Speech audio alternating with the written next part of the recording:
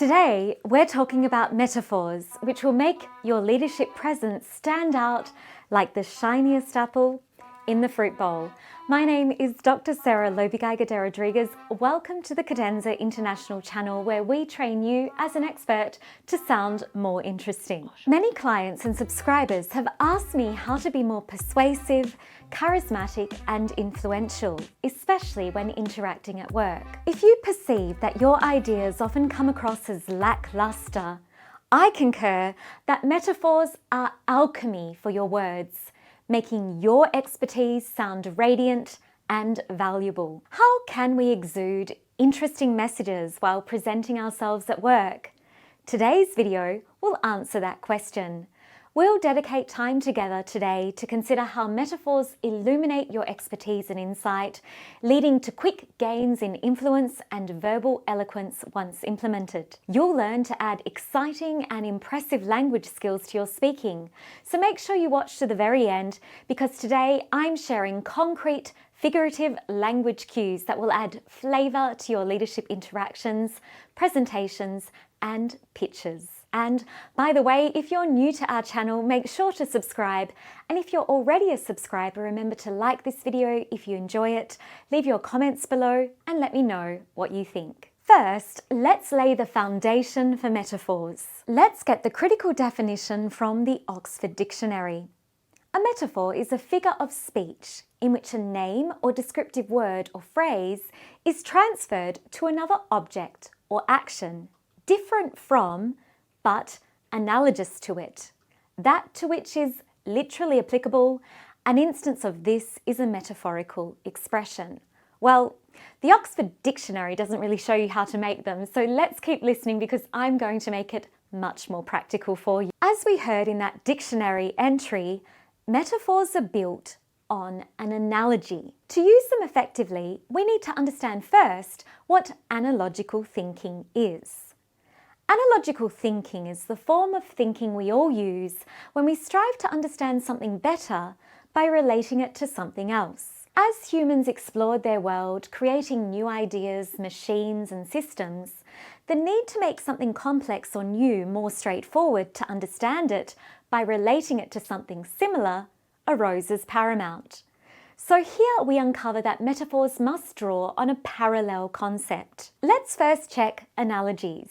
You probably know a very famous analogy, and that is the Forrest Gump analogy, life is like a box of chocolates. You never know what you'll get. Here we see that life, X, is like Y, a box of chocolates. Analogies establish patterns between two things, and metaphors are similar, with the vital difference that the setup for the comparison is implicit with a metaphor rather than explicit. So this brings us to understanding the structure of metaphors. When we use metaphors, we imply the comparison. True metaphors will not contain the phrase like. Let's check an example. Imagine you're trying to sell a luxury sports car, a Bugatti. If you were to say, the Bugatti is like the crown jewels for a luxury car lover, you've created an analogy. But it is not a metaphor because the comparison is explicitly stated using the phrase is like. Now, let's listen to the concept markup, but using a true metaphor. The Bugatti is the crown jewel for a luxury car aficionado. Now, our structure is precise and more concise, while stimulating the listener with an unexpected but relevant association. Metaphors have a way of holding the most truth in the least space. Which brings us now to, how do we select a topic when we build a metaphor? Well, the best metaphors for communication deal with how we frame our central concepts of a relatable, interesting and animating topic that is analogous. The ideal concepts will come from comparisons that are visual, fascinating and relevant to your contact. So take care in your topic selection. Let's look at some more metaphors that I've made for this purpose. Sacrifice is the shadow of success. Here, the metaphor subject is the play of light and shadows. Jargon is food with no flavour. Here we made an analogy to food's flavour. This project is the wild card of the quarter, inviting a card game reference. I'd love to tell you the answers are in the back, but we've never done this before, using a book's helpful index structure. We can only score the deal quickly if our players collaborate on the risky moves. A sporting reference. Our vision is a burning flame in a dark economy, referencing light. The logo is the chocolate on my cappuccino, don't leave it off the ad, referencing our favourite beverage. Now it's time to consider, are there any rules for using metaphors effectively? Well, you guessed it, there absolutely are some rules to follow. It may be tempting to start Googling metaphors to use at work, but before you do, let me share some vital rules for using metaphors effectively. My first suggestion is to hand make your own metaphors. Most metaphors you will find in circulation are technically dead because when overused, metaphors lose their resonant value. I recommend learning to create your own metaphors relevant to the specific situation, contact, or concept that you wish to emphasize so that your message is memorable and catchy. If you apply metaphors that are in public domain and circulation, the desired effect of persuasion, charisma, and most importantly, memorability will not occur. Since the words used are tired and neutral, your listeners will most likely not even notice the metaphor or even form a strong neural connection to it. Bespoke metaphors are always best, since they're unlikely to register as tired and dead and remove the risk of jargon or neutral language. My next piece of advice to get the true resonance that metaphors give your charisma is to select your key metaphor concepts carefully. I always recommend you choose concepts that are positive, fascinating, and elegant. Avoid taboo topics or politically risky comparisons. It's also best to stay off the topic of war, as the metaphor can drag the professional conversation into political events rapidly and distract you from your initial goal. Remember, metaphors are built on careful logic, which takes time for your listener to decode, which is their true power, because in decoding your clever comparison, your contact finds your message intent memorable. But with this in mind, if your metaphor concept is too complex, your listener will be left baffled. The true art of metaphor making is the ability to select the most fitting comparison and set up the sentence logic with symmetry and balance so that your conversation partners grasp the idea with conviction and enlightenment. If you're feeling inspired to use metaphors, wait a moment. Never use metaphors without a purpose. You should always set them up with a specific social objective in mind. To avoid the risk of sounding too florid and irrelevant, consider what you want your contact to do and apply a relevant metaphor for each scenario. Next, I want you to consider that you shouldn't repeat metaphors, even if you've handmade them lovingly. Effective metaphors are best fresh, spontaneous, and bespoke to the situation. By now, you might be wondering, where should you use metaphors? Maybe you're considering, where are some powerful moments in your career conversations that you could get best traction with your metaphors?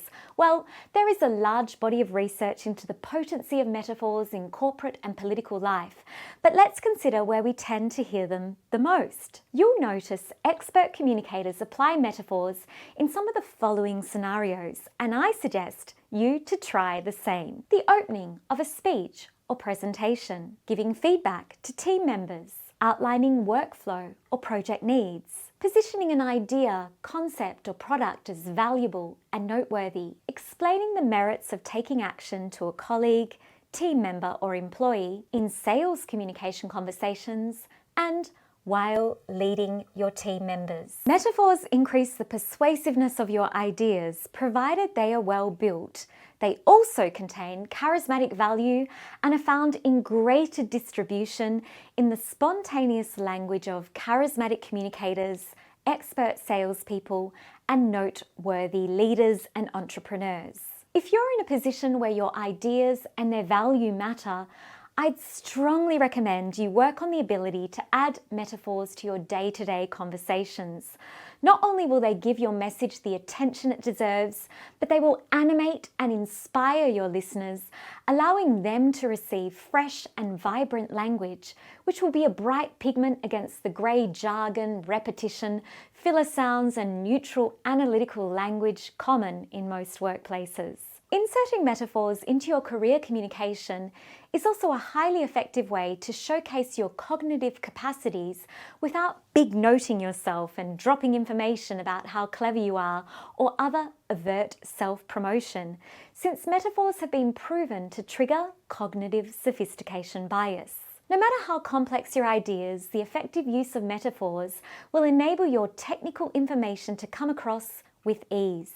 Metaphors have the power to simplify what is easily misunderstood or too complex, and this very process of sending across complex information so that it's relatable and accessible builds the impression of higher brain power. In today's video, we've looked at how metaphors function to transfer meaning more powerfully in a memorable way, especially when communicating at work. We focused on how metaphors build up your leadership presence and charisma because they make your message stand out from the neutral, repetitive sentences most of your colleagues probably use. We covered key rules to apply to ensure your metaphor making delivers the parcel your leadership reputation is waiting for, and investigated some ideas around topic categories you can stimulate metaphors from. I encourage you to try to get metaphors firing with your mind and speaking, but want to warn you that they do take brain power and practice. Like all charismatic language techniques, metaphor making will place more demand on your speaking creative abilities. And this is why we know that charismatic language structures require deeper and more complex thought processes to get in place. If you enjoyed this episode, don't forget to subscribe and click like. I hope you found this topic helpful. I've also left a playlist of some more suitable, informative, and practical videos for you to check. If metaphors are something your speaking needs, make sure you let me know if you plan to try to use them after today's episode. And be sure to subscribe over on our main platform at cadenza.co to stay up to date with all the resources for leadership and career communication coming. Maybe you notice that you're an analytical and methodical communicator who hasn't found a way to catch attention for your ideas and insights. If this is the case, I'm confident that you would benefit immensely from our science-based charisma and communication training at Cadenza, where we make experts sound interesting. Whether it's polishing your voice clarity or bridging the flow of your complex thoughts to sound more logical while speaking, our services are designed to assist you to get the most capital out of your untapped resource, communication. It all starts with the High Performance Communication Audit, where we will investigate your current speaking and give you feedback on your strengths so that you can showcase them more and find concrete opportunities that will enhance your speaker profile and professional impact. You can find all the details for the High Performance Communication Audit via the description box below, so be sure to check it out if you're hungry for professional progress, or you want me to show you how to become a metaphor jukebox.